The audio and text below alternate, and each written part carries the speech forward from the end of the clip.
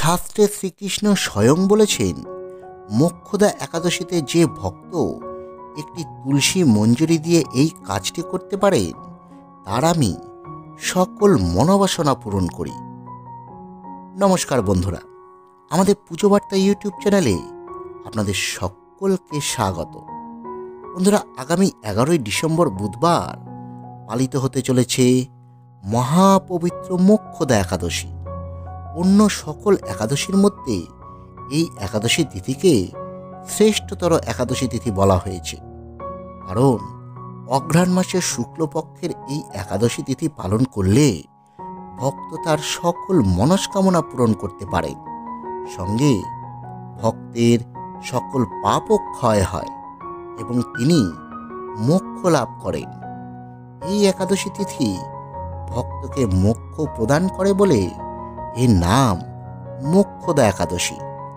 যে ভক্ত এই একাদশী তিথি নিষ্ঠাভরে পালন করেন এবং তুলসী মঞ্জুরি দিয়ে এই একটি কাজ করতে পারেন, ভগবান তার সকল মনস্কামনা পূরণ করেন। ওই দিন যারা একাদশী তিথি পালন করবেন, তারা অবশ্যই তুলসী মঞ্জুরি দিয়ে এই কাজটি করবেন, কারণ এই একাদশী তিথি পালন করলে যদি আপনি এই কাজটি না করেন, তাহলে একাদশী তিথি পূর্ণতা পায় না।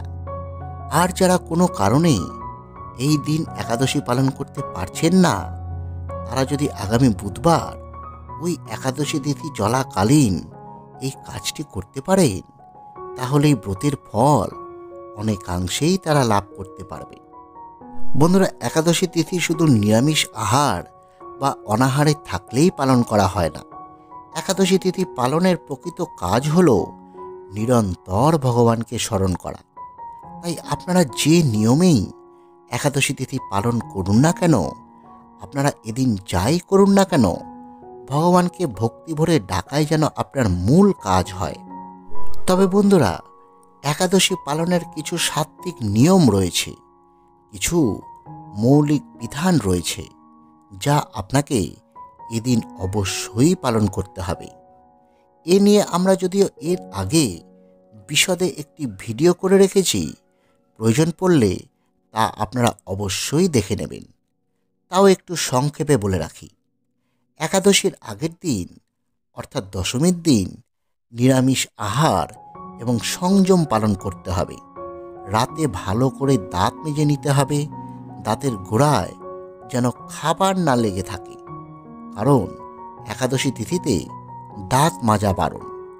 একাদশীতে সম্ভব হলে অনাহারে থাকতে হবে এবং তা না পারলে পঞ্চরবি শস্য ছাড়া সাত্ত্বিক আহার গ্রহণ করতে হবে।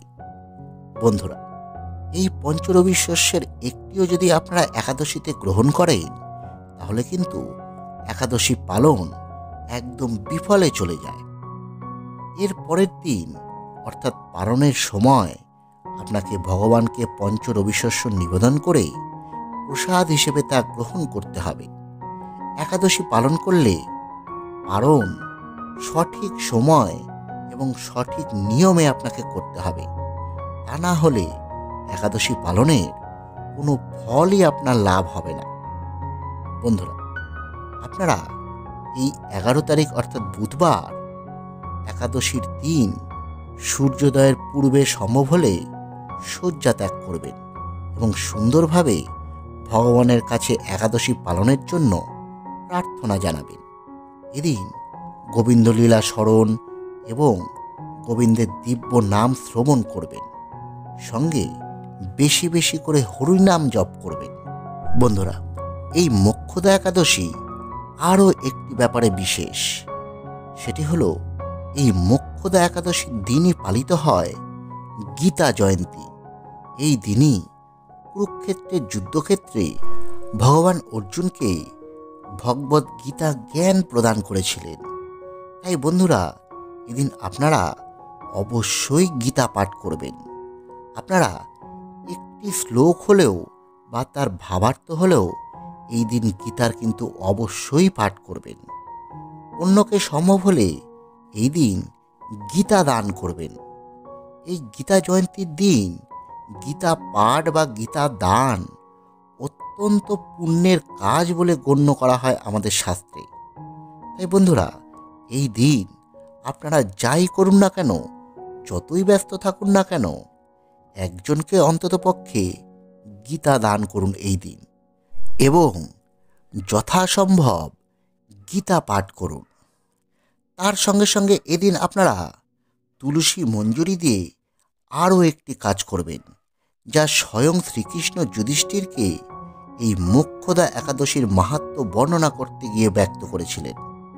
তিনি বলেছিলেন, সর্ব পাপ নাশিনী এবং মোক্ষ প্রদানকারী এই মোক্ষদা একাদশীর পূজনীয় দেবতা হলেন শ্রী দামোদর।